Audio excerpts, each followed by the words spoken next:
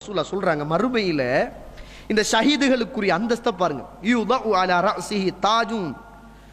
நாளை மறுமையில் சுஹதாக்கள் ஷஹீதுகளுக்கு மரகதத்தால் முத்தால் ஆன ஒரு கிரீடம் தலையில் அணிவிக்கப்படும். அது இந்த உலகத்தை விட சிறந்ததாக இருக்கும். வயுஸவ்வஜு இஸ்னத்தைனி வஸபஈன ஸௌஜா. அவர்களுக்கு அல்லாஹ், ஷஹீதுகளுக்கு அல்லாஹ் மறுமையில் 72 ஹூருல் ஐன்களை அல்லாஹ் திருமணம் முடித்து வைப்பான்.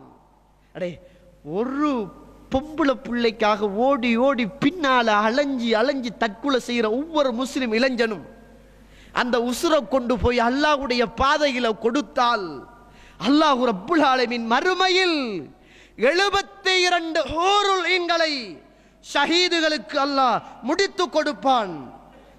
வயுஷஃபஉ ஃபீ 70 மின் அகாரிபிஹி.